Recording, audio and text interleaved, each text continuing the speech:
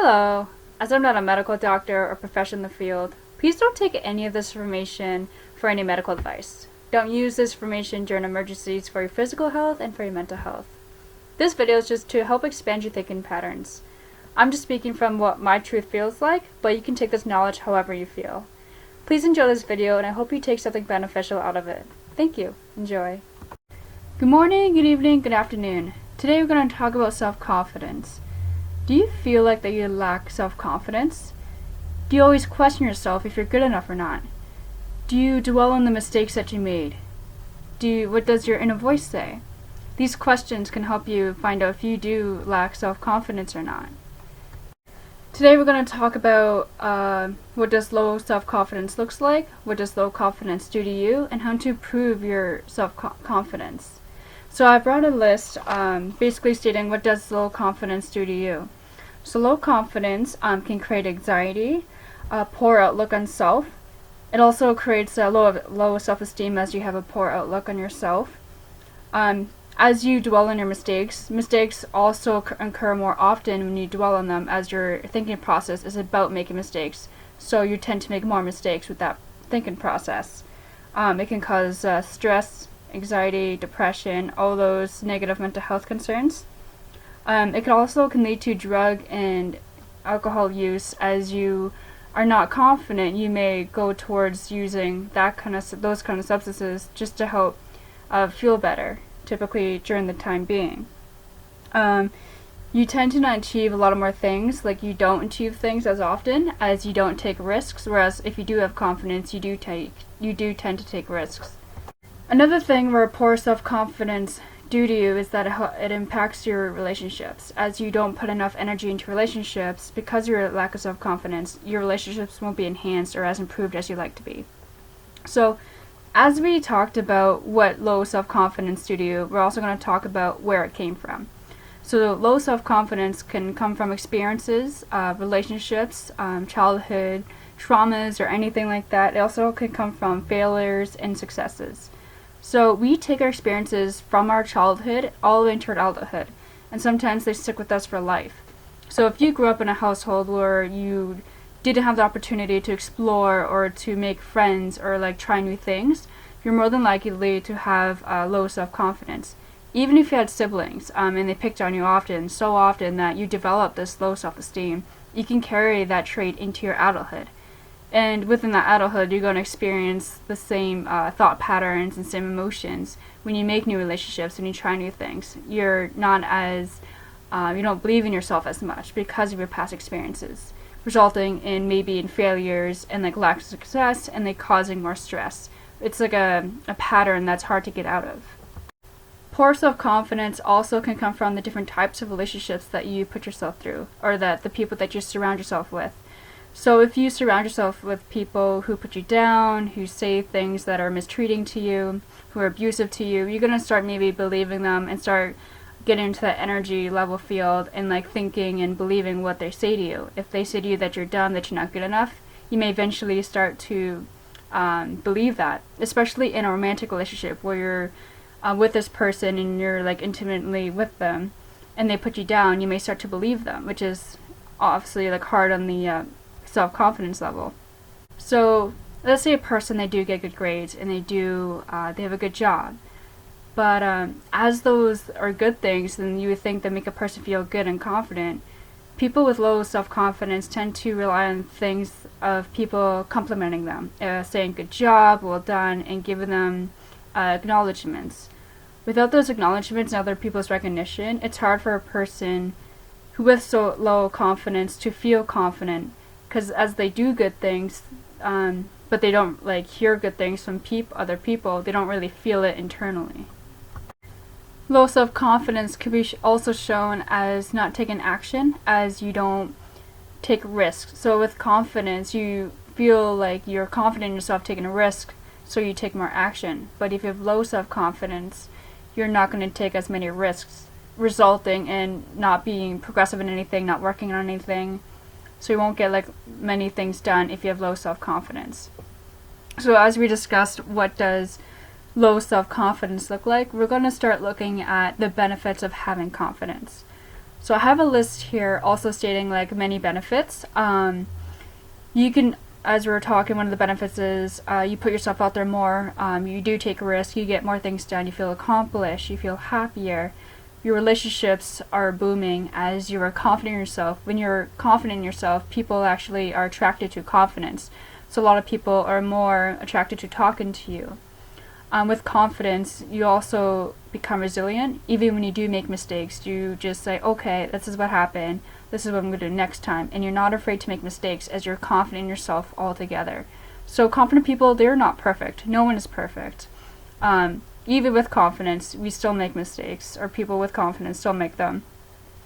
You become more happier. You are more optimistic about things. When challenges come your way, you think like, okay, I can do this. What do I need to do, and how do I do it? So with confidence, you're eager to go over the hurdles and challenges that life throws at you, because life is full of challenges. So it's just easier to go through life with confidence, because you're always going to struggle regardless. So confidence is a good booster to help you go through them. With confidence, you're also not afraid to do the things that you feel are right to do. You're not afraid to step outside the box and do what you need to do. You don't like follow people just to stick in and like blend in. You tend to stand out and do what you need to do.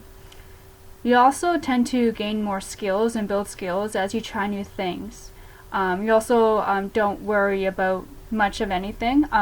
You do experience worry sometimes, as humans do, but with confidence you don't worry as much, or you don't stress much. You just do what you need to do, and then you get the things done that you need to get done. So as we talked about the benefits of having high self-confidence, we're going to talk about how to reach high self-confidence, or just to improve our confidence levels. So first things first, we're going to tidy our house, tidy our rooms, or tidy our whole work area. When you are tidy and organized externally, internally you can think better, and then you can breathe better, or it feels like that anyways, as you have a clear head as you look in your clean space. Also, make like small changes, small problematic behavior, such as smiling more. When you smile more, you tend to make yourself actually feel happy internally, as the muscles are actually active in your smile, or sending signals to your brain, making you think that you're actually happy. And when you're happy, you tend to be more confident in yourself. Also, sit straight up. Have a good posture. A good posture is another way to represent yourself as a confident person. And when you feel like you represent as a confident person, you tend to actually think you are confident. And thus you will feel confident and do more confident things, such as putting yourself out there more. Another thing you could do is to help boost your confidence is to prepare yourself. When you have an upcoming presentation, prepare yourself that you are ready to present your part. Also, groom yourself or dress nicely to help boost your confidence levels. As you are dressed nicely, you're going to feel like you're confident as you appear to be confident. Also, think and act positively. Like when you think and act in a positive way, your energy shifts internally, and it attracts like positive energy. So with positive energy, you tend to feel confident naturally. You can also serve others to help boost self-confidence. When you serve others and like receive gratitude from other people, you tend to feel good inside and feel like that you have done good things. Such as what we talked about before, people with low self-confidence, they feel like that they need gratification from other people. Serving others is a good way to help receive that good feeling inside, as they rely on that. But don't solely just rely on that. Rely on yourself for your own confidence. Also learn from your mistakes. When you learn from your mistakes, you tend to do better in your next round, or if the next event or the next occurrence come, you will do better as you know what happened last time. So as you learn and you see yourself learning from these mistakes, you can be like, damn, I did better this time than last time. I'm so proud of myself. Another thing you can do is just be self-aware. Be self-aware of how you're feeling and why you're feeling. With self-awareness, you're going to feel that you're not confident, and then question yourself why. Why aren't you not confident? What makes you less than? Question and challenge that ego thinking. Challenge ego saying, yeah, actually I am good enough, I am just human, but not only am human, I'm also a powerful being, that I am capable to do anything that I need to do, such as like take risk and go through challenges, but like go through challenges easily, as anyone can go through challenges easily. Well, not easily, but like less of a struggle, because with confidence it helps you become go through challenges like with less struggle. You're gonna go through challenges regardless, but it's just easier to go with them with confidence. Another thing you can do is change your beliefs, your internal dialogue. Change your criticism, your self-doubt, all those negative energies. Change those thought processes into a more positive of like self-talking that you can do better, that you are good enough. Also, you can also, if you have a hobby that you're passionate about, spend time working on that often. If you don't have a hobby, find new things, try new things out, and see what you're passionate about. Just try to get something that you can do that you're really passionate about. Exercising is also a good way to boost self-confidence, as not only changes your physical appearance, but also changes your mental thinking patterns as you are more confident about yourself, and it just feels good just to get out there and be active. Another thing you can do is just get out of your comfort zone. Don't stay hide in your shell. As you are into your shell, you're not going to try anything new. You're going to be intimidated by all the things you don't know. But once you come out of your shell, you're going to start learning things that you never thought you knew. And with that knowledge, you're going to learn lots. And as you learn, you're going to be proud, like, oh, now I know this and I can do this now. And as you keep putting yourself out there and keep putting yourself out of the comfort zone, you're going to get used to it so much that it won't bother you anymore to put yourself out there. Because, like, you're so used to it, you can just, like, you feel like you're unstoppable, or you can learn anything. Another thing you can do is start small, reasonable goals and just start crushing them. A small goal can be watering a plant every day at 7 o'clock a.m. It can be like small goals, but every time you actually accomplish these small goals, they become larger goals. Like one day that plant's going to become alive and large and just like full of life as you kept watering it every day. So your small actions do matter. As you work on your small goals, they become to bigger actions. Another thing that you can also do to help you boost your confidence is just to defy your imposter syndrome. So with imposter syndrome, it's like self-doubt, self-criticism, and like telling yourself that you're not good enough. To help defy that, write down the things that you are good enough. Write down the things that you have accomplished and that you are proud of yourself. And keep reminding yourself that you have done good and that you are doing good and that you're still crushing it.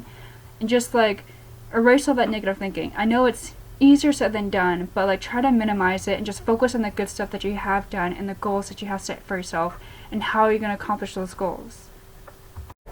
Thank you guys for watching this video. I hope you guys get something out of this video. I hope you guys figure out where your confidence levels are, where does your confidence begin from, like where it came from, and I hope you guys received or gained knowledge and tips on how to build your confidence levels. Thank you guys so much for watching. I'll see you next time.